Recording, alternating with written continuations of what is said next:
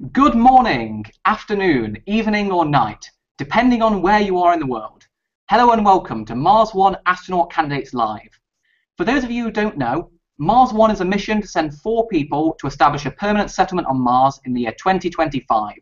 200,000 people from around the world originally applied, and we now have just 705 left in the selection process. Here today, we have Mars One Astronaut Candidates, here to answer your questions. So firstly, I'll introduce each of the 10 candidates, and they'll have 30 seconds or so to say a little bit about why they want to go to Mars. So I'll start with myself. My name's Ryan. I run the Martian Colonist YouTube channel, which is hosting this event. I'm a physics student at Oxford University, here in the United Kingdom. So let's head over to... Oh, I can hear myself. That's terrifying. Okay, right. Now let's pass over to Amelia, over in India, near New Delhi. And he's just left. Okay, we'll see if we can get him back. So, in the meantime, let's hear from Francesco, who is over in Germany at the moment, originally from Italy. So, Francesco is a computer programmer, a pro computer programmer. So hopefully there'll be lots of computers on Mars for him to use. So Francesco, tell us, why do you want to go to Mars? Well, there are a lot of reasons of why someone would want to go to Mars. For me, it's very easy, so I will use much less than the 30 seconds. For me, it's my impossible dream, so I always wanted to go. And yeah, I will try to do it. Great. Let's hear now from Kay, who is an architectural project manager, originally from Japan, currently quite early in the morning over in Nevada, I gather. So, Kay, tell us a little bit about why you want to go to Mars. Thank you, Ryan. I just wanted to give a shout out to my family. Basically, even though I know it's going to be rough and brutal and unknown, I've always been really intrigued with the possibility of living on another planet. As soon as I heard about Mars One, I applied, and here I am with you. I think humanity is ready for interplanetary presence. You know, for decades I've been gathering the skills and experience that I really consider practical and varied. And gosh, I love building things and fixing things, and also I'm an avid gardener, so I love growing my own food, and that's good for the whole group. Thanks. Great. Let's head over to the United States now, and we'll hear from Dr. Ken Johnson, who is one of the 4 original civilian test pilots for the Apollo mission. He also has 2 bachelor's degrees and 2 PhDs and over 3,000 hours experience as a spacecraft test pilot. So Ken, tell us a little bit about why you want to go to Mars. Well, Ryan, Mars has always been number one in my life. Looking back as a little kid at ages about 4, 5, and 6, going to the local theaters, watching Buck Rogers and Flash Gordon, I always dreamed of going to Mars. Helping the regular astronauts go to the moon was quite a thrill to be part of that. But yet Mars has always been my goal, and that's what I'm focused on right now. And finally, I'm getting the opportunity to live out my dream. Excellent. So it looks like we have Amelia back from India. So Amelia is a student of tourism studies who currently works with G-Money. So tell us a little bit about why you want to go to Mars. And his connection is frozen. Okay, we'll pass over for the time being to Maria. Originally from Serbia, currently in the United Kingdom, studying at Loughborough University for a PhD in 3D printing. Maria, tell us a little bit about why you want to go to Mars. Well, ever since I watched Apollo 13 as a kid, I've been driven to become an astronaut, and I've taken the necessary steps in my education to do so. I've obtained my MEng degree in aerospace engineering, astronautics, and space technology. And basically going to Mars would be the ultimate adventure of a lifetime and a great opportunity for scientific and personal discoveries. I cannot imagine passing up the greatest opportunity for exploration and to go to live on another planet. Excellent. Now let's head over to Belgium, and we'll hear from Roel. So Roel originally studied industrial engineering, and he currently works for a water quality company and has had experience in hydropower systems. Roel, tell us a little bit about why you want to go to Mars. I don't think we need that hydropower plants on Mars. But the reason why I'm being a candidate is because I want to support this mission. I think it's really fantastic that such a small team of the organizing committee has the guts to organize, to realize such an enormous project. I also see it as a big social experiment. How 4 people together in a small place will not be easy. And finally, we all know that our Earth is a small island in a very huge universe. Well, I think it's time to cross the ocean and to discover another island. Well, speaking about crossing the ocean, let's head back over to the Americas. And we'll hear from Yori now. Originally from Mexico, currently in the United States, she's a scientist working as a data analyst for air traffic control, which is to say, she works on secret projects for the US government. Yori, tell us a little bit about why you want to go to Mars. No secret projects here.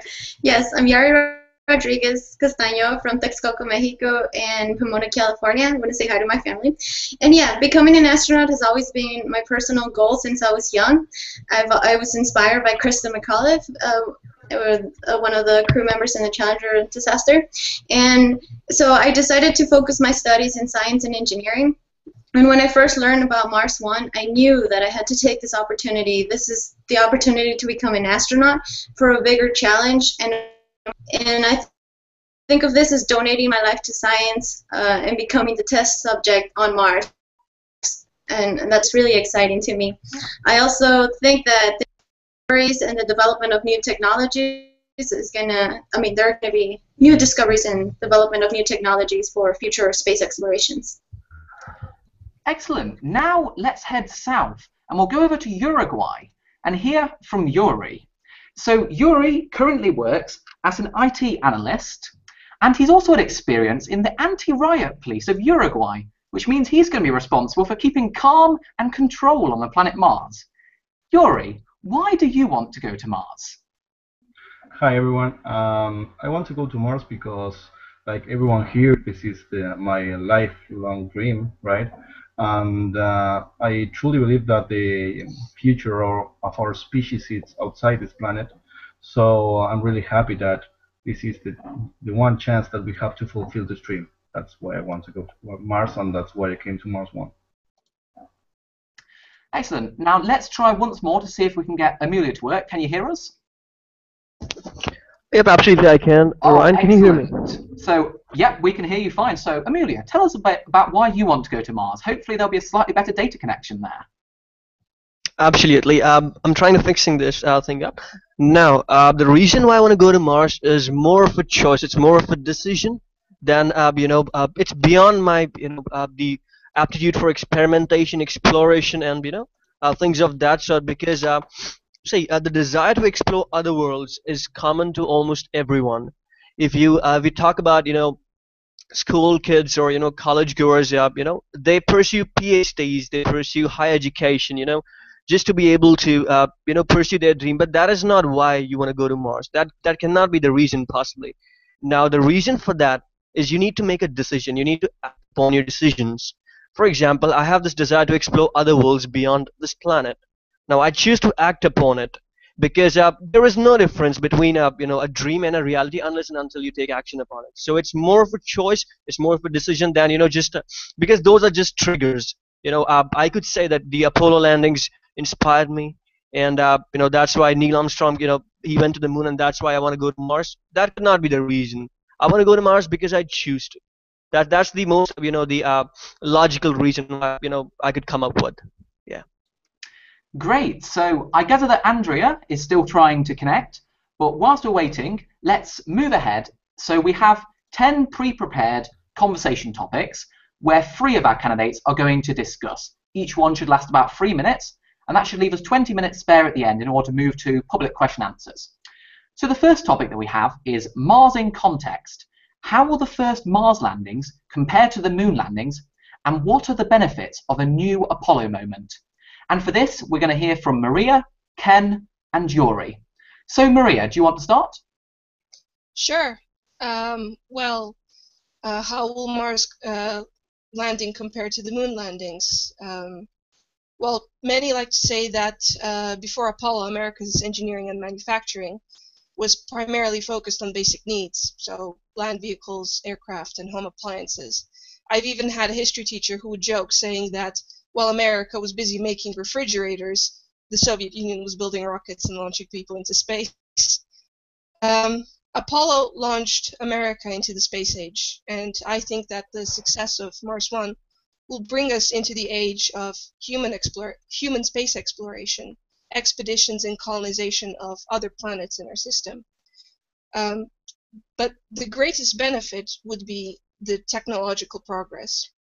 To send unmanned probes is one thing on another planet, but to send human beings on Mars is a completely different process and technical feat. And another benefit would be the inspiration of new generations, so inspiring young minds to take STEM subjects, so science, technology, engineering, mathematics. Excellent. Let's hear a bit from Ken now. I'm sure Ken has plenty of good Apollo stories. Well, the biggest difference between, I see, between the Apollo program and going to Mars is, number one, Apollo was close enough that we could have almost directly about 1/2 of a second or a second and a half to communicate, so they could actually manually fly the spacecraft into landing there.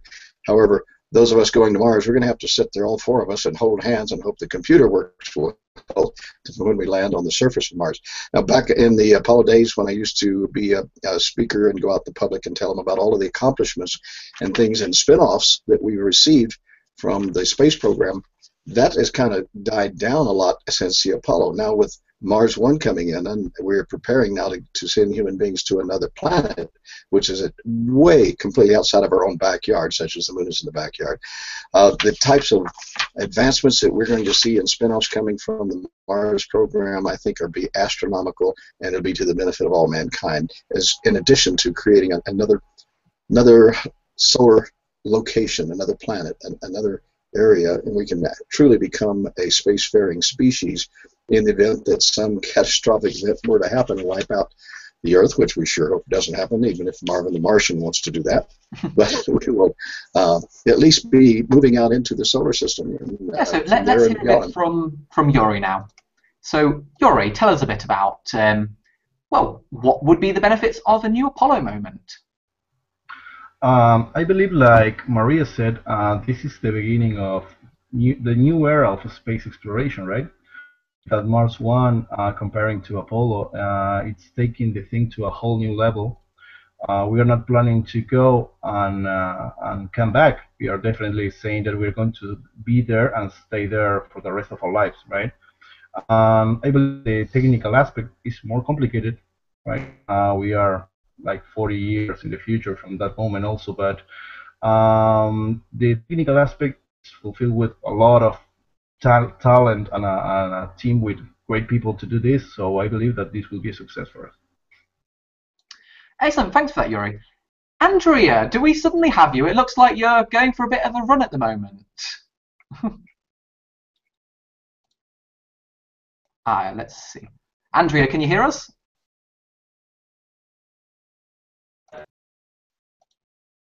Okay, looks like we're having sound problems with her, but hopefully we'll get it back. I'll just introduce Andrea quickly.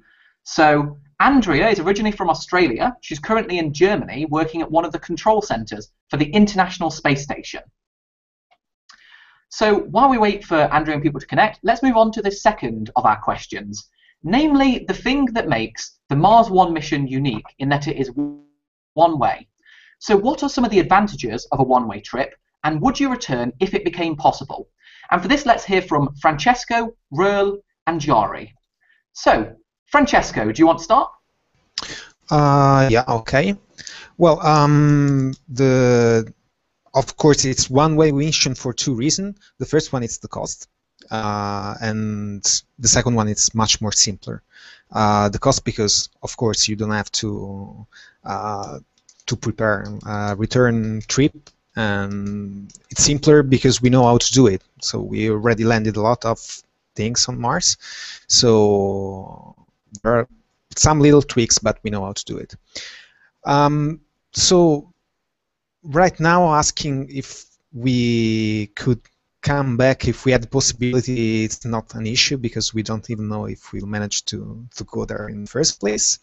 But probably we won't come back. We are committing for our lives, so probably, yeah, we'll stay there even if there were the possibility to go back. Okay, let's hear from Roland now. When I talk about with people about the one-way trip, people only see disadvantages. So I'm very glad that I can tell you something about the advantages. So I think when you are alone on a whole new planet, I think, and you don't have any backup, so you are really forced to be very creative and to look for solutions, to seek for solutions, because to get a rocket from Earth takes at least 1.5 years, so you're really forced to be to seek for your own solutions, and it also will create a kind of independency from Earth because you don't have any option. And if you would ask, would you return if it became possible? Yeah, it's very difficult to answer that question at this moment because when you don't know how the circumstances will be. Huh? It's difficult to predict, so I think I only can answer that question when I'm really on the planet. Yes or no? Okay, and let's hear from Yari. Okay, so as Francisco and Roel mentioned, yes, this is cutting the mission to a one-way trip reduces the cost. The benefits are that it's cheaper, faster, and safer. So the cost of a one-way trip to Mars has been estimated to be around $6 billion, and the return has been estimated by a NASA flight director, Chris Kraft, to be at least 10 times more expensive. So by cutting the cost to $6 billion, the mission is feasible within 10 years. So we must take that opportunity. We also we're cutting down on the risk related to the mission, to the return mission. No, and let's not think about this as a suicide mission by going one way, because it's not. It is our goal to go colonize Mars and establish the first human settlement. And this is what we signed up for. This is what we know, that this is a one way. And okay, yeah, let's move on to the next question, in the interest of time. So one of the big aspects of a one-way trip is about family and friends. More specifically, how do you feel about leaving them behind and how have they reacted? And from this, let's hear from Maria, Roel, and Amelia. So Maria, do you want to start? Sure. Well, my reaction would be, of course, I would miss everyone that I would leave behind, and they would miss me. I don't think that anyone has signed up to go to Mars just so that they can, give up and leave everyone else. But yeah, my family has been very supportive of everything, including Mars One. They were very happy when they found out that I was one of the 1,058 candidates, which then got smaller to the 705. I think that as things are progressing with Mars One, they are becoming more and more concerned, though. I've had a talk about this with my mother, and she said, you do realize that you wouldn't be able to come and see us anymore. Obviously, we would still have video conversations, though, so chats, and we would send each other video messages. So there wouldn't be a complete severance of communication with loved ones on Mars. However, nothing is certain until you are strapped in that rocket about to launch. Let's hear from Roel now. My situation is a little bit different. I have one wife and three children. The children are 16, 17, and 19 years old. So they're pretty aware of the situation and what it means to get to another planet and to leave everything behind forever. Until now, my wife is still supporting me, but my children, they want to stop with it because they're very difficult with the point that their father is leaving them forever, even if they are already adult. They think that I should that I should stay here on Earth. So until now, yeah, it was a kind of game to cooperate with this mission, but now we're getting more serious. So yeah, I really have to think about it. I want to choose both of them, so and the family and the Mars One project, but yeah, I hope I will never have to make a choice because I want to keep them both. But yeah, I know that won't be possible. So yeah, I'll postpone that within the future, and then we'll see what happens. Okay, Amelia, let's hear from you now. Right. So, as of now, my family has been really supportive, both for my candidacy and for the project as well as a whole. Now, even if the project, let's say the project succeeds and I'm selected for it, they don't have anything against it. They still have their qualms about the success of the project, however, and that's okay. That's the human nature. That's really normal. Now, the reason for them to be so much supportive for me, what I feel is there are two possibilities, there are two aspects, there are two ways to see the situation. Either they really understand the gravity of the situation, or secondly, the second reason for that, the possible reason for that could be they cannot, as of now, fathom the gravity of the situation. They cannot they're not able to understand what this really means.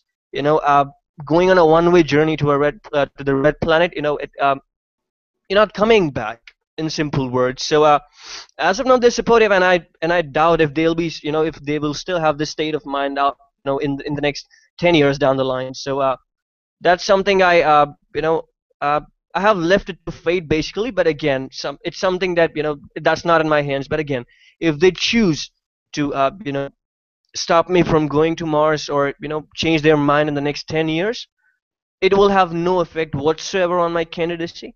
My decision will still remain the same, and that's how I feel about it. And I'm good that, they're as of now they're really supportive for the project, and that's how it's going so far. Yeah. Okay, great. Let's move on to the next question then. So one of the things that makes the Mars One mission unique is its funding model. In terms of, quite a lot of the funding is going to be raised by broadcasting the selection, training, and eventually being on Mars. So let's talk a bit about the Mars One reality show. How much of your life are you ready to share on the screen? And do you think that people who are popular on TV are also good in a small team in a hostile environment? And let's hear from Francesco, Maria, and then Ken. Francesco. Yeah, okay, so first of all, when you speak about this point, a lot of press thinks about or writes about the Big Brother model. So a lot of drama, people freaking out, conflicts, and all that stuff.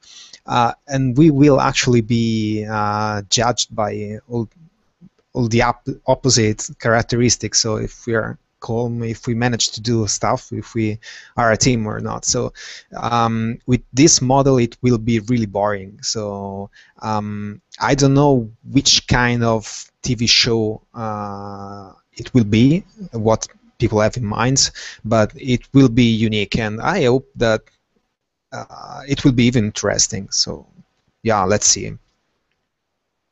Okay, let's hear from Maria now. Yeah, I would share every relevant piece of information about myself and my life. I have no problems with sharing information.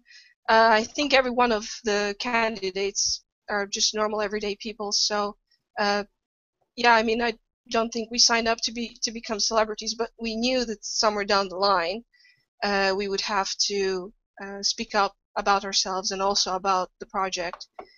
With regards to if people who are popular in TV are also good in small team in a hostile environment, I don't think I could tell you for certain. I know that TV shows tend to pick opposing personalities for survival in hostile environments, for example, Survivor.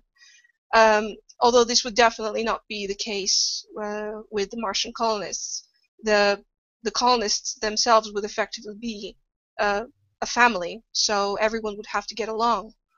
But in the end, no one knows what would happen to people and how people would react to that kind of stress involving living in a hostile and closed environment. Let's pass over to Ken. Well, we're having five. I have five children, 18 grandchildren, and 2 great-grandchildren, and so I have my own reality program going already.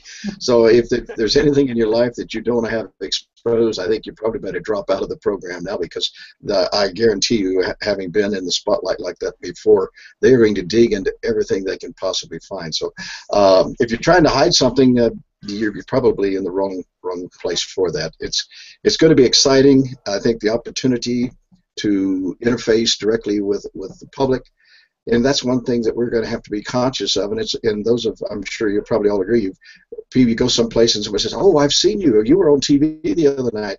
So whether we like it or not, we are becoming public figures. And when it gets down to the selecting of the final first team, particularly, and probably the next team after that to go to Mars, that it is going to become a public voting process. And Bass Landstorp has done a brilliant idea with putting us all in quarantine tuna cans at least 1 or 2 months every year.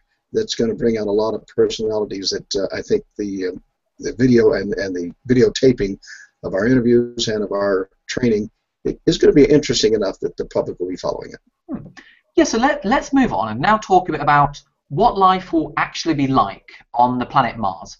So what do you hope to accomplish on Mars, and what discoveries or possibilities will living on Mars open up to you? And let's hear from Yari, Amelia, and then Yuri. So Yari, do you want to start? Okay, so bringing back the idea of becoming a test subject on Mars, our goal is to explore the feasibility of building a new home for humans on the red planet. So there's going to be extensive research being done on our bodies, how we respond to Mars gravity, which is a third of Earth's gravity, the extremely cold temperatures, radiation, growing our own food, and then the psychological aspects of the mission. So yeah, the psychological aspect. The research is going to be endless, and I think the most important one is going to be able to extract water from the ground and find whether there was ever life on Mars, or if there is. And once we arrive, we will become construction workers, farmers, researchers, and any new discoveries will have significant impacts to our communities or back on Earth. And these new discoveries will also lead to the development of new technologies. Okay, Amelia, do you want to add? Absolutely, yeah. So first of all, the life. Let me just get the question again. All right. So what I hope to accomplish on Mars personally would be, I'm going there to find life. Basically, I'm going there to, make sense of all this. Basically, we need to understand how this life, the life on Earth as we know it today, originated. How it, will develop. Is there a pattern to life? I mean, when you find water somewhere, for example, on Earth, wherever we have found water, we have found life. And does it also go? I mean, is it the same for Mars as well? So these are some fundamental questions, and those questions, those frightening questions, basically, like, are we alone in this universe? Are we, is this part of a plan, or are we exclusive? Is life on Earth just exclusive? And the best part of all this is that I'll be a part of this. I'll be one of the subjects. I'll be one of the astronauts. I'll be one of the settlers there, the colonists who will be, experimenting there. Now that's the, scientific aspect of it. And on a psychological level, it could mean, that we get an insight on what our limits and capabilities are. Mentally, we need to understand how we deal with isolation. Of course, we can train for 8 or 9 years on Earth and, prepare ourselves for like, we can prepare ourselves for the trip to Mars. But again, we cannot be ready to, understand those risks or, face them actually unless and until we're actually on the planet. Okay, so that is something that needs to, yeah. Yeah, let's hear from Yuri now. Okay, I believe that we have 2 aspects here to consider. The first one, scientific aspect. I think that we might be able, since we will be there, we'll be able to find some geological discoveries that will lead us to the beginning of the planet, right? Also, we might be able to find even life, a microbial form of life. But I believe that the most important thing about this will be how our first colonists will work as a team. And I believe that will inspire in some kind peace on Earth. Those four people coming from different countries, from different culture, from different religion, coming together to live as a team. I believe that that will inspire and it will show us as one. Right. Yeah, great. So one of the questions that as Mars One candidates we get very often is about the issue of children on Mars. So at what point would you consider having children? And would you be willing to give up having children in order to ensure the success of the settlement? Let's hear from Ruel, Kay, and then Andrea. So, Ruel, go ahead. Yeah, at the moment I'm 47 years old, so within 10 years I will be perhaps granddad. So for me personally, I will not have children, extra children anymore. I already have 3. That's enough. But if we think about having children on Mars, I don't think it's a good idea, at least not for the first 10 years. Why not? Because the people who are going to Mars, they are adults, they choose themselves to go over there, and the children who are born there, they can't choose because they are born there, they can't escape the planet. But you can also say, for example, the people who are born on Earth in Syria or Afghanistan, they also don't choose to are born here. That's correct. But at least they can breathe the air, they can play outside sometimes. So no, I think it's not a good idea to have children on Mars until the conditions are better for raising children. Let's hear from Kay now. There are so many unknowns. Conception, birth care. There's not enough research on the viability in non-Earth conditions. In the first years, we should not have children because the medical facilities will be limited and the group too small, quote unquote, Mars One website. And I agree with that. It has to be a viable, a sustainable, and a healthy place to live. And it's an ethical rabbit hole, in my opinion, that we really shouldn't go down as yet. My parents have been married for 56 years. Let's make, Mars One settlement allows the people to eventually do the same. I personally would definitely give up having children for this. And yes, eventually children would be good for the growth of the settlement, in my opinion. Okay, let's try and get a hold of Andrea. So, Andrea, can you hear us?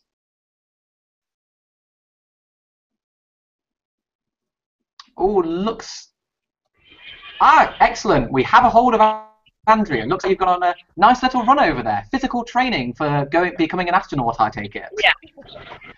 Yeah, absolutely. So tell us a bit about children on Mars and your thoughts related to the issue. So it's definitely not a planned part of this mission. As the other guys said, there's too many variables. And in addition, yeah, I mean, a lot of the people that signed up as well, a lot of the women also can't have children. So that's another thing. And we don't know what's going to happen to our bodies after the trip. Okay, moving on. So as the colony grows, one of the things we're going to have to consider is how we are going to govern ourselves. How will the first Martian government look? So should we have a leader on Mars, and how should we organise our settlement? I'll say a few words to start, and then we'll hear from Francesco and then Andrea again.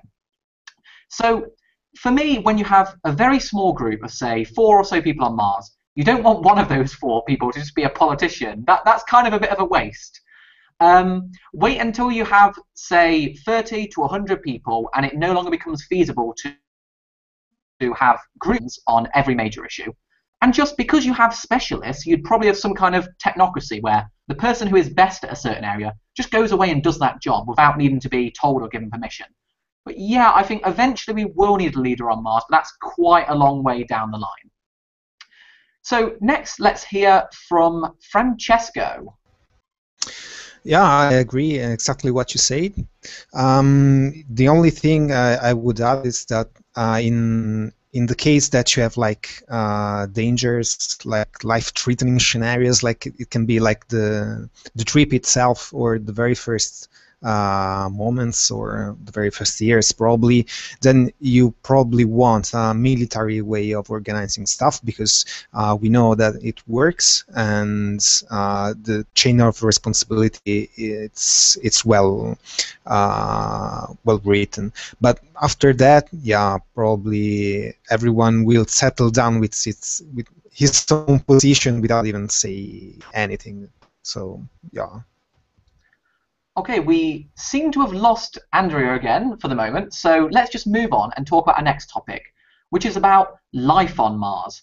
How would the discovery of Martian life impact the colony, and how would the news affect humanity as a whole?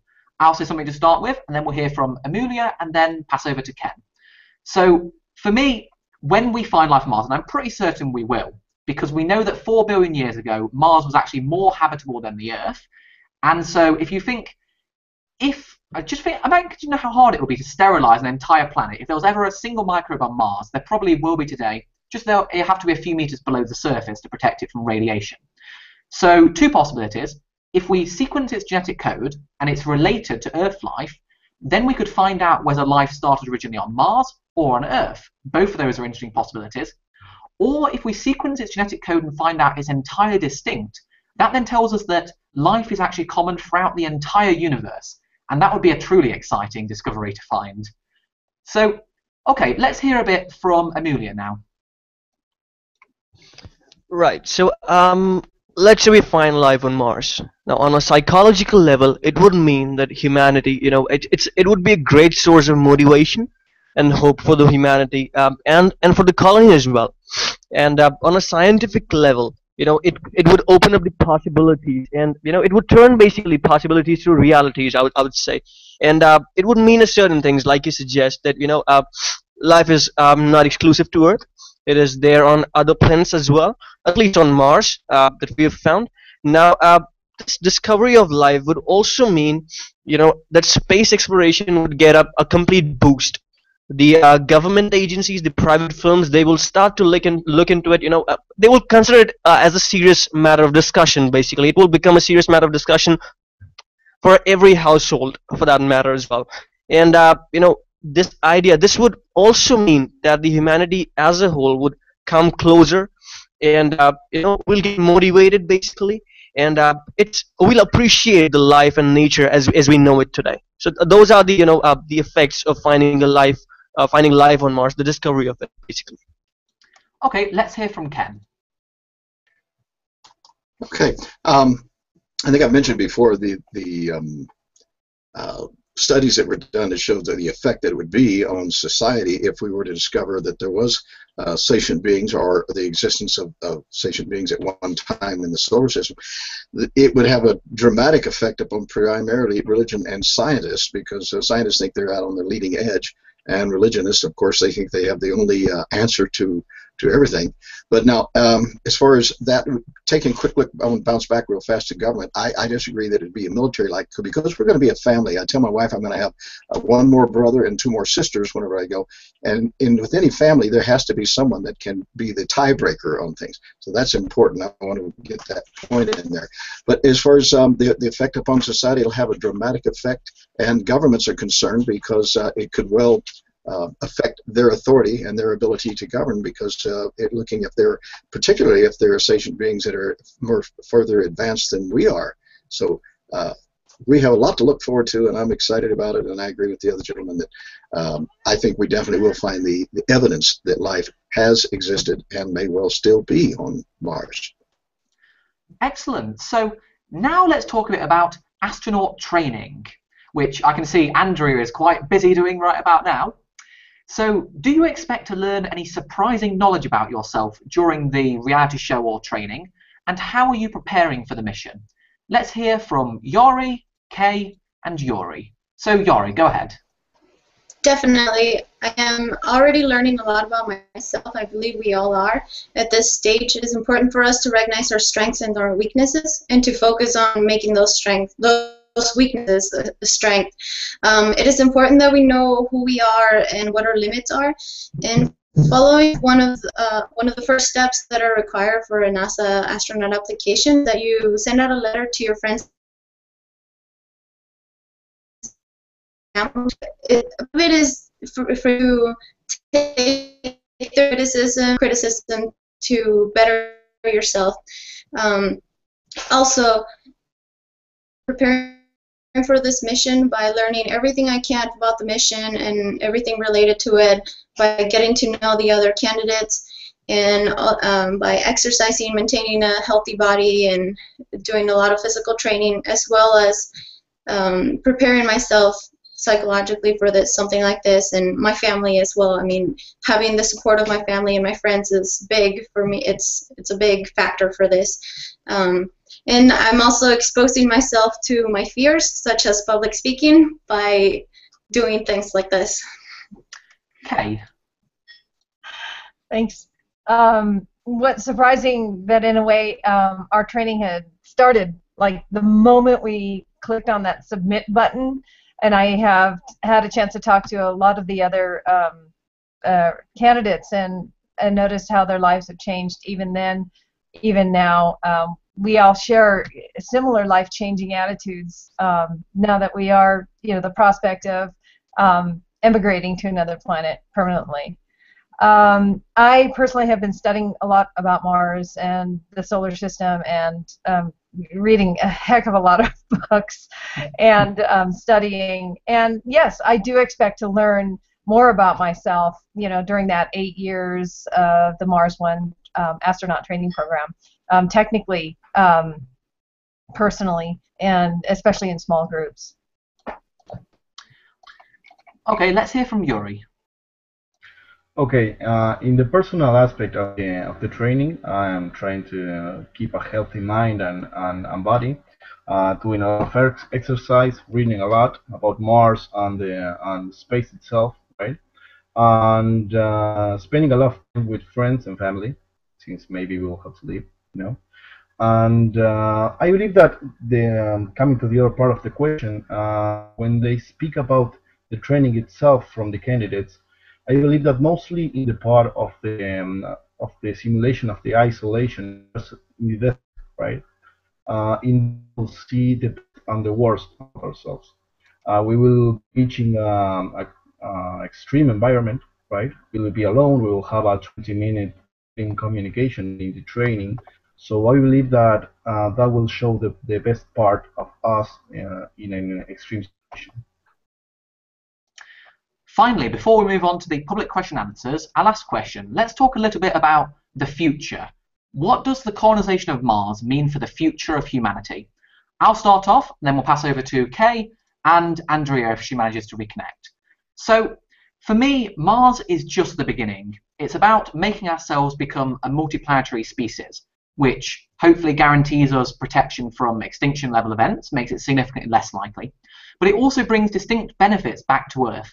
Of course, there's the benefits such as inspiration, which are harder to measure, but there's also economic benefits, such as being able to access resources in the asteroid belt, which could give a real boost to our global economy, turning it into effectively an interplanetary economy.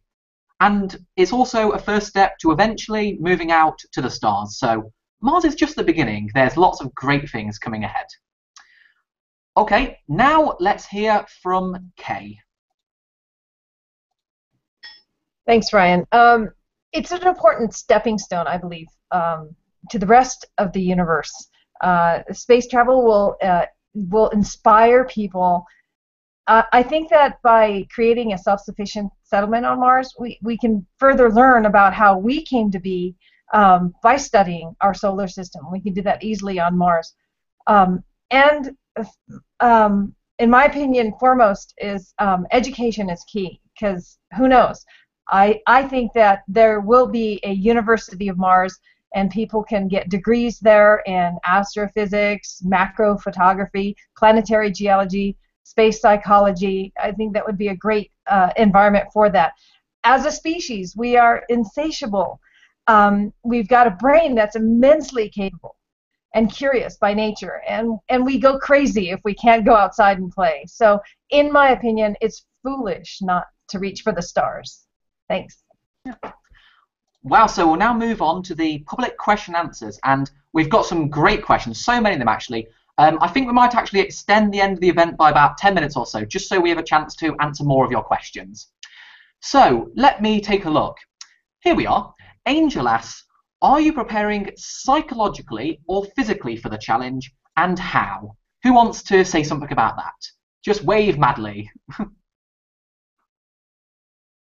What? No one's preparing for the mission? Oh, I think Francesco and Yuri want to say something. Right. Francesco, go ahead.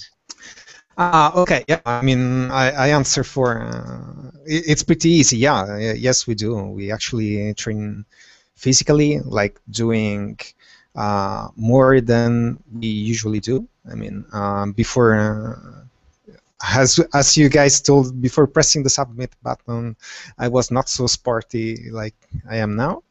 And yeah, psychologically too, but yeah, this is hard to measure, so yeah. Okay, Yuri, do you want to answer the question? Okay, as everyone know, when Mars One started, it was really cheap. I have extra weight on me, and I had to start running and jogging and keeping a more healthy life. Me, I think that maybe a lot of candidates had that same experience. Maybe they were not as chubby as I was, but this brought a little more life into their lives. And I just want one more thing. This is the one chance that we have to fulfill a dream. Our dream that I believe everyone here shares with me, and we are doing our best to do that. Okay, so I notice now we have an interesting technical question from Mark. He says that he has a question about the radiation shielding. He says, if the plan is to use water or ice tanks surrounding the living areas, how heavy will this make the vehicle, and would a dense umbrella be lower mass and therefore cheaper? So I'll jump in on this quickly, and then if anyone else has anything to add. So the Mars transfer vehicle that we're using to get to Mars will weigh around 20,000 kilograms, or mass I should say as a physicist, and about 3,000 of those kilograms will be water. We're using the water, basically it's all of the drinking water we will need to get to Mars. We're taking it all so that we don't have to worry about the recycler breaking down, and we're also doubling it up as radiation shielding. If we were to take some more dedicated shielding, that would be additional mass combined with the water, not replacing it. So yeah, it's already just about as cheap as we can make it. Anyone else want to add anything about radiation shielding, water? No? Okay, well, let's move on to another of our questions. So, Mikhail asks, under what jurisdiction will the colony be under? Who wants to say something about this? Oh, Francesco is particularly eager again. Okay, go ahead. It's easy, ours. No one can say nothing if we do anything, so of course. No, just kidding. There are a lot of international treaties yet in place, so it's not an easy matter. But the main thing is that there will probably be no crimes or no lands, no flags on the land or anything like that. So basically, we don't have to worry right now about this kind of things. Okay, I think Ken wants to add something.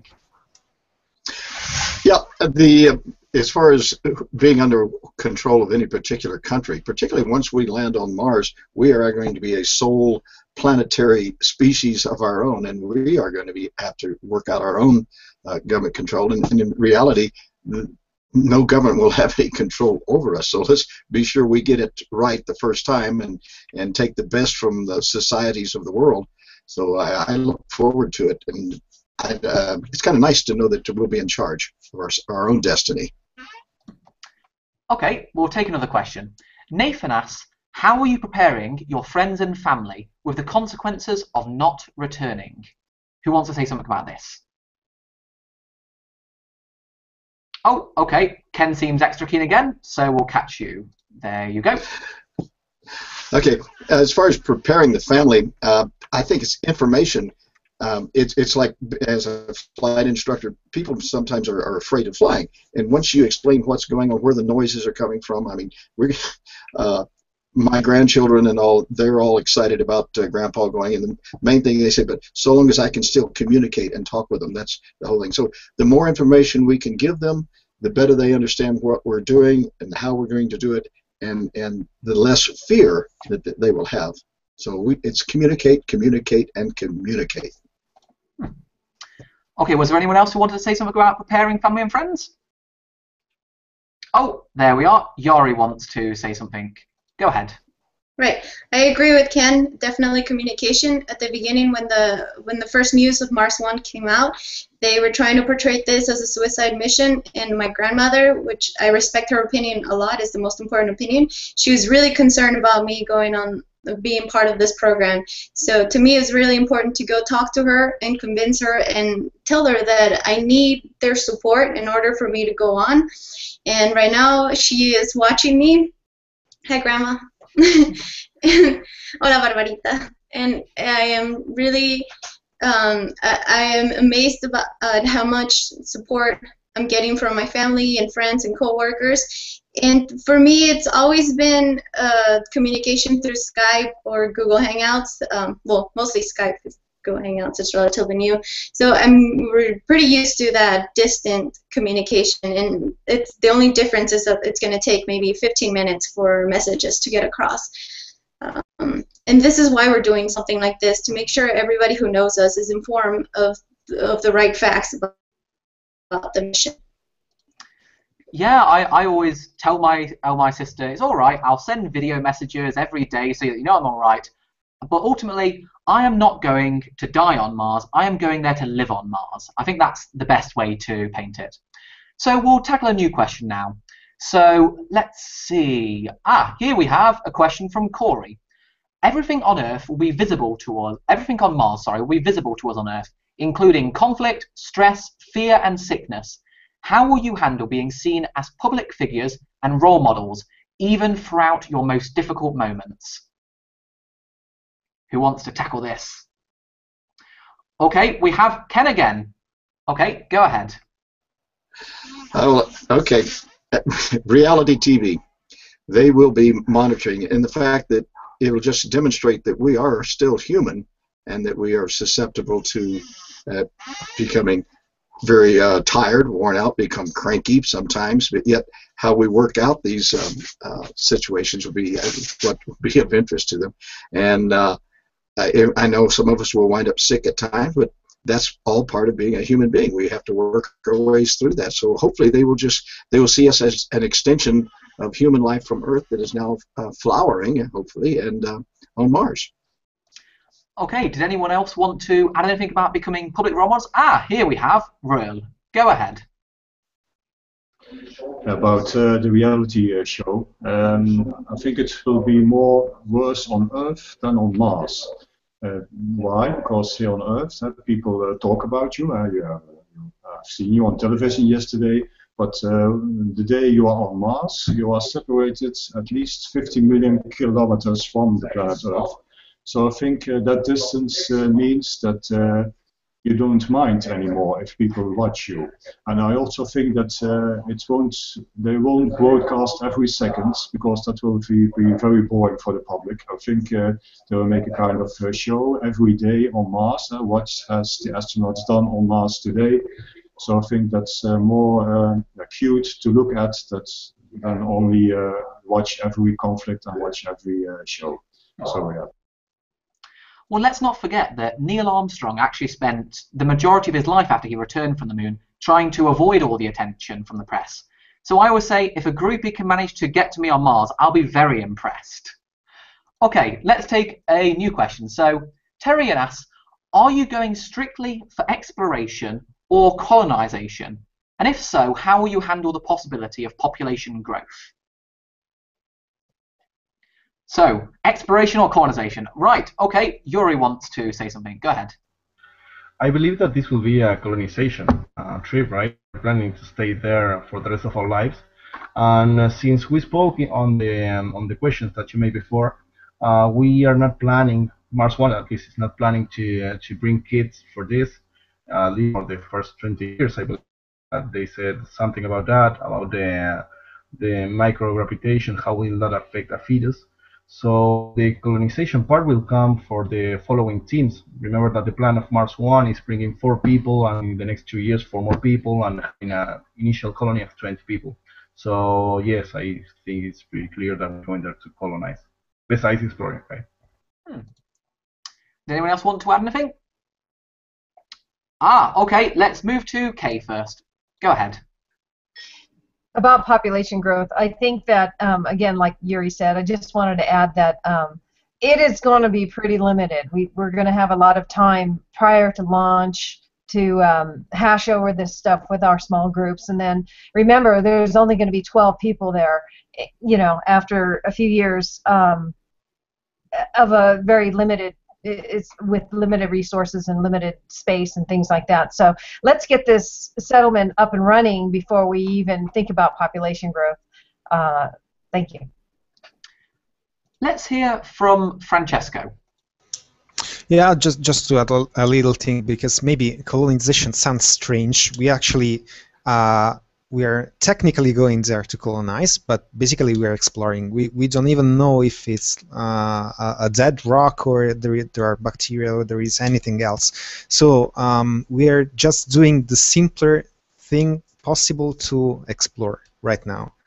And if in the future we are going to stay there, it will be a colonization. Otherwise, it will be just an exploration. But by now, we're just doing the most logical thing. So. Okay, I think Maria wants to add something. Yeah, I think initially the Mars candidates will probably be focusing a lot on exploration. So establishing the colony, so first colonization, and then getting to know the terrain, getting to know the planet a bit better. And I think with regards to population control, that is going to be something that will have to be considered further down the process. Initially, the candidates who are going to be the first to colonize Mars, I don't think that they're going to have to worry about this so much, because it's basically establishing a colony that we can survive on. So yeah, I think with regards to population control, that's going to come further down the line, and with cramped environments, obviously, responsibility will be key.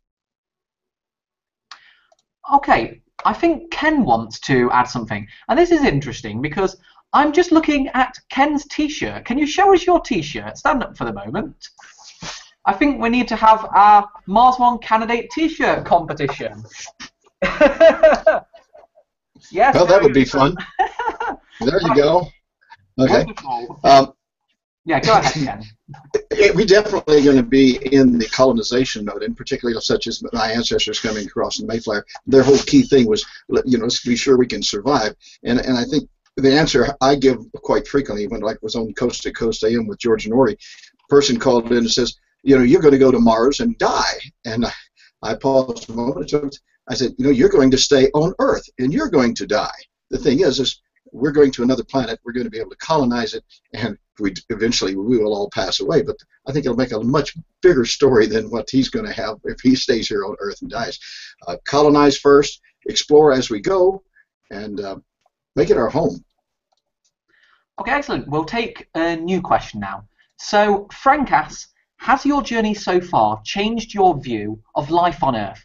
For example, culturally, politically, or spiritually? And if so, how? Who wants to answer this? Well, we haven't heard anything from Amelia for a while. Do you want to add? How has this journey so far affected your views of life in general? I'd say nothing's changed much. Things have been the same the way they were before this project. It's just that, yeah, I've become a bit more conscious about my decisions in life. Things what I do on a daily basis. On a daily basis, you know, it's not a one-time question. Do you want to go to Mars? Yes, I want to go to Mars, and I convince myself, you know, one time that, okay, I want to go to Mars, I want to do this. It's not a one-time question. It's a question that I ask myself on a daily basis. Do you still want to do this? You know, I have challenges. I face situations on a daily basis that, you know, compel me to think about it, you know, twice, thrice, you know, quadruple times. Is this something that you really want to do? So this is something that I'm thinking about, introspection, getting to know more about myself. That is what I'm focusing on. As the outlook of life, basically, on a very general note, it hasn't changed much. It's still the same. People, view me as the same person I was before the project. It's just that they understand that yes, I am getting a bit closer to my dreams, trying to make them real, trying to meet, get the ends meet, things of that sort. But again, to me, it's I'm still the same person I was before the project. Right, and jumping back for a moment, Andrea says she can't join, but she'd like to add, with regards to the question of Martian government, that she thinks there should be some kind of ISS-style command where one person has the final say in case of emergency, but otherwise there are no ranks. I will continue to be relaying Radio Andrea throughout the rest of the conversation. Right, in the meantime, does anyone else have anything they wanted to add about how has their life been affected since applying to Mars One? Oh, really? Is that your hand raised?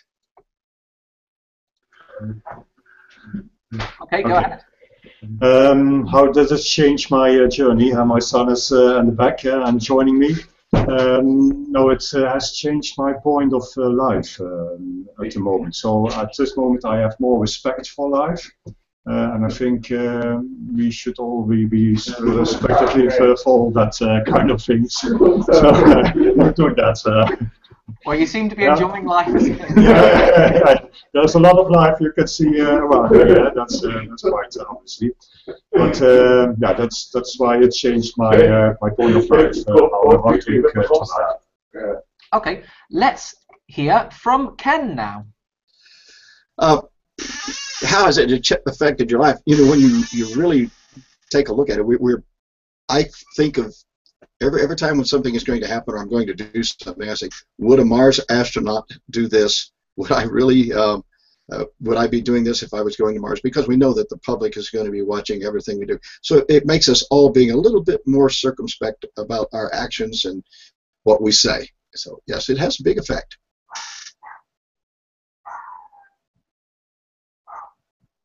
We're just going to move on to another question now so we can get a few more of them in. So Pratap asks, what type of initial research will be conducted on Mars? So I'll just say a little bit about it to start with. So one of the key skills that we're going to get trained in is exobiology, the study of life not of the Earth, in order that we can actually identify potential Martian microbes, for example. But in the early times, a lot of work is going to go towards construction and not much towards the science. But there is so much science you can do on Mars. Geology, atmospheric studies, I mean, just think about it. By understanding how the atmosphere of a second planet works, we can improve our own climate models of our own planet. There's so many possibilities. We're not going to run out of things to do at the University of Mars. So does anyone else want to add anything about research on the planet Mars? Okay, we'll hand over to Maria. I think one of the most significant challenges that the Mars colonists will face will be how to produce in situ power. So basically producing our own power, using our own power source from Mars. And initially I think that we will be relying a lot on solar panel and solar technology. But eventually we will have to delve into more possibly practical applications, such as, for example, we know that there are thorium deposits on Mars from satellite images and from the rovers that have been on Mars. So it would be in the investment of the colony to actually go and to do some geological studies and research and to find these deposits so that we could possibly use further down the line when the colony grows to, let's 100, 1,000 colonists, and we would eventually need to use a nuclear power station. Radio Andrea is coming in. She says that she thinks we've now stopped exploring with regards to the future, but she loves that we're now moving successfully towards living in space. It's going to be difficult, but we have to keep going and venture even further. Now, back to the question of scientific research on Mars. So, Francesco, I believe you wanted to add something? Yeah, what Maria said. I just want to add that if we go there, even just to do to dig a hole in the ground, it would be invaluable because right now we have a really huge problem in doing something that it's. I make it even easier. Rovers and robots are great, but they are really, really limited. If you have just one person there, you could do stuff that could take robot like 20 years. So it doesn't matter what you do, like anything will do, and it will speed up the research in an unthinkable manner. Okay, we'll take about 3 more questions before concluding. So, Wandaber asks, what are any pastimes that are planned for Mars? So what are you going to do in your spare time? Who wants to answer this? Well, obviously we're all boring people who have no spare time. Oh, wait, no. Here we go. Right. Kay, go ahead. I can't believe anyone's not jumping on this one. Spare time. It's hard to say because this is 10 years down the line. Are we going to have spare time? I don't know. And if we do, I'm sure that we have some creative outlets, music and sketching. But and those things, spare time is very important for our for our psyche and everything. But I think group activities like games and personal activities will probably just be it. We're gonna kind of probably be boring, but in our own way, it's a good thing. Okay, Ruhr, tell us about your spare time. I should bring a lot of cards to play with because that's very small and you can put it in your pocket. Yeah, perhaps also something to sing about. Singing is very good when we are very depressive. And also, of course, we can watch some videos that we can order from Earth and the day before, so we can watch them. But yeah, I also agree with Kay. It will be very boring because we're only in a small place, and we also can wonder if we have enough leisure time to do things. Because when the life environment system of the life support system isn't functioning anymore, you have to do something. Otherwise, it's over. It's game over. So. Oh, sorry, I cut you off there. Anyhow, so. Let's not forget that the gravity on Mars is lower, and that opens up all kind of interesting matters for sporting type activities. And what about carbon dioxide ice sublimes? It turns into a gas so easily that if you were to coat the underside of, say, a sledge or something with CO2 ice, it would sublime and form a cushion of air underneath it, which you could use to glide over the dunes on Mars. Might take a while until we can do that, but some interesting things will happen. Let's hear from Ken now. Well, the others are covering it pretty good. I think music, one is going to be very important to us, and some of our personal things that we like to do on Earth, we can take there. I mean, playing chess, we can get in and we can do Mars sledding, as you just put out. I think that would be, we'll come up with all kinds of new ideas and things that we can do. With having a lot of cadets in the Civil Air Patrol that I have, and we had a whole session on what would you do? And everything they came up with was something would say it would be the first time it's ever been done on another planet at 1/3 of the gravity. So these kids have got a lot of good ideas, and as Kate pointed out, we really need to have some free time, or else we'll become very boring. Okay, Maria. Well, I think personally I would take any opportunity I could to get out there and try to do, like Ken said, one of the many firsts on Mars, like the first person to jog on Mars, the first person to climb up a rock face on Mars. But I think also having also movies, reading material, and I think if it would be possible to get an Oculus Rift with the treadmill so that you can experience an immersive virtual environment, and I think that would also impact a lot of the colonists psychologically. It would make everyone, I think, a lot happier. Yeah, well, with regards to firsts, I mean, almost anything you do is a first. First lion on Mars would be nice. It's easy to set records. So let's move on to a new question. Well, firstly, there's an interesting statement here from Jonathan. I love you, Yari! Exclamation mark! Exclamation mark! Exclamation mark! That's awfully nice. So here's a question from Fred. How do you plan on handling someone losing their mind or committing a serious crime such as murder on Mars? Who wants to answer this? In fact, let's hear from Yuri, actually, with his anti-riot police training. I don't believe that that will happen. Remember that those 4 people that will be in a team, they will be training for more like 10 years if they are not the first ones to come to Mars.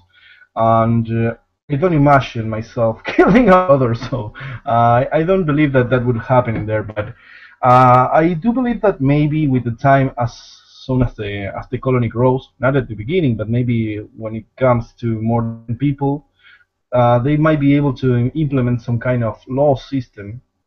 I don't know if is the correct word. I believe that rules will be the exact word for that. Remember that those people have to coexist in a planet that are only there, right? And I believe that that will come along with the everyday living. Right? Okay, like you please clean the clean the habitat. Go put some water on the plants. I believe that that kind of survival kind of thing will grow from within us. Let's hear from Amelia.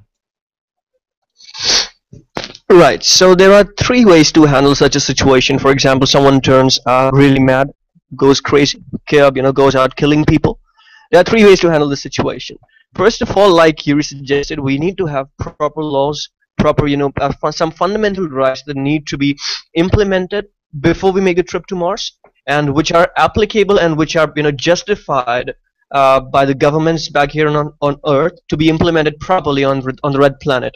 That's one way to look at the situation. The second way we can do, or we can handle the situation, would be, motivating that person, convincing that person, guiding that person by giving up talks, by communicating. Communication is something that needs to be done, and this will be isolated from the rest of the world, literally. So we need to understand as to how we gonna take care of our crews. It's not just you that you're gonna take care of. There are other the 3 other people as well that that's part of your team.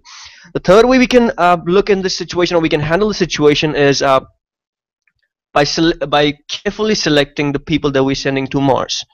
That's 8 years, 9 years time approximately. Now we have ample time. We have we have teams, we have scientists who are supporting this project and who will be indeed supporting the project as the timeline goes and gets near to the first landing. We need to understand who these people are, and can they potentially hamper the success of the project? Can they would you call it, dilute the focus of the project? Can they distract other crew members? Or so these are basically the 3 ways to handle this such critical situation. And of course, as the way it's important to form a government or have a leader on the red planet, it's also important to have some fundamental laws and some basic rights that everybody needs to take care of, everybody needs to follow. There has to be guidance by mission control from the Earth and from some leader or some sort of a commander on Mars. So that's how we're gonna handle such a situation. We cannot or we cannot go by I'll think I'll kill this person, or let's send him to space. That's not a solution. We need to think radically rationally about this, and that's what I feel should be done to handle such a situation. Yeah. And we've just got a broadcast in from Radio Andrea, and she says that the only way to make a mission such as colonizing Mars work, as has been seen with the International Space Station, is international cooperation. And what sets Mars One apart from all other proposals is that it's truly international from the beginning, as you can see from the group of 10 people that we have here today. So I'm going to take one final question before we wrap up our event. So, let's see which one. Here we are. We have a question from Laurie, who says, what will your first words be when you step foot on the red planet? Does anyone want to give them away now? Oh, Kay looks particularly keen. Go ahead. Well, I would probably just say, we're home. Oh, that's nice. Okay, Ken, go ahead. Well, to begin with, I want to be sure that the whole team gets down on the end of the ladder and that we all count down 3, 2, 1 and jump, and we all land on the planet at the same time because of the stress that it put on Neil. And that was all because of the way we built the lunar module. He had to wind up being the first. Normally, the commander would be the last one to step off. So we're going to have to be sure that we're all together on that, and we will all step off, and I'll say, we bring peace from the planet Earth and of all humanity as we now establish our colony here on Mars. Oh, that's fantastic. I love the idea of us all stepping off together. So just to wrap up and to conclude our event, we'll just hear a few final thoughts from each of our 10 people as we move forward into things like the round 2 interviews and what they generally think about the future of Mars One.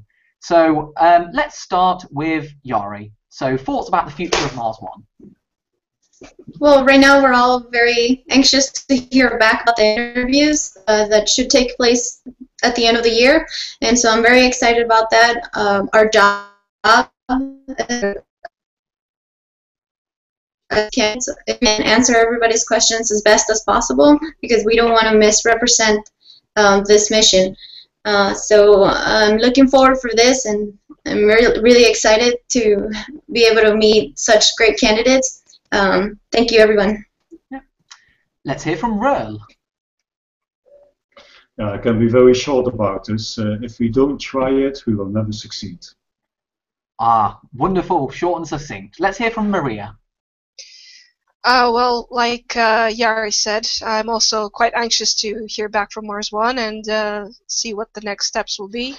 Obviously, I'm also very excited and very happy to meet every single one of the candidates here, and also happy that we all seem to share the same interests. So can't wait for the future. Kay, final thoughts? Well, I think that it's been a great run so far, and I kind of like how they're spacing out the interviews because it's giving us a chance to get to know each other. And every candidate I've met, even those that are not in round 2, are just awesome people, and I think that it's going to be a great viable project. Mars One is going to work with the support of not just the candidates, but everyone who wants to see a settlement on Mars. So big shout out to all the supporters as well. Look forward to meeting more, and it's going to be a good thing. Thanks. Francesco.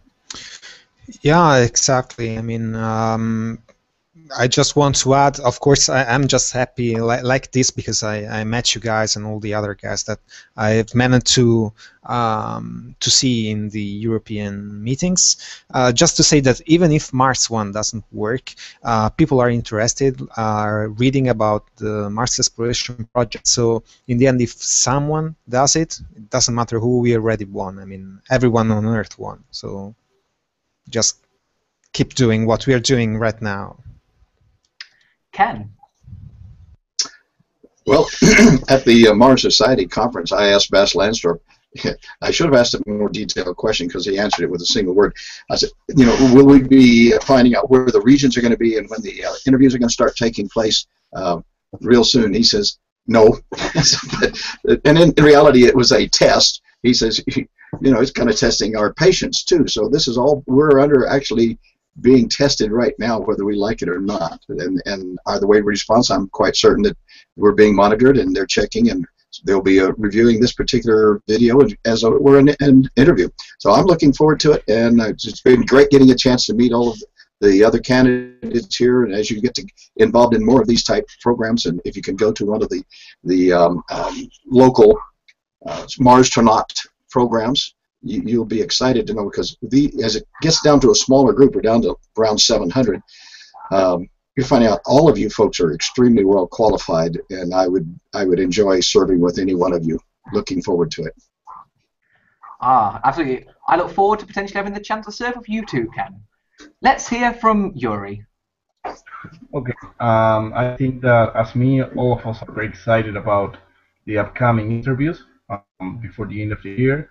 And I think we all know that this is the chance to go in for space, right? That's pretty cool, actually. You all for inviting me for this conversation and to express myself how do I feel regarding this program. And we'll see you, Mars. Great. And Amelia? Yeah, so like almost every other applicant, I'm also too much excited to meet my fellow applicants in the coming interview and in the further selection rounds, round 3, round 4, and if we talk about the future of Mars One, the way it's progressing, and if it continues this way or if it advances a bit more, then it's highly likely that we're gonna reach Mars by the stipulated dead what do you call it, the timeline. Yeah, and it's something that it will work out. That's what I believe. But again, even if it doesn't work out, it has what I would say is I would like to quote that thing. It has fired the imagination of a what do you call it? At least a couple of people, a generation. It will at least in the next couple of years, and that's the brilliant part of it. And even if Mars One does not succeed, we will still have startups and other organizations trying to take this challenge up and putting their ideas forward as to how we're going to reach Mars, how we're going to operate there. Will this be for just exploration or a permanent colony there?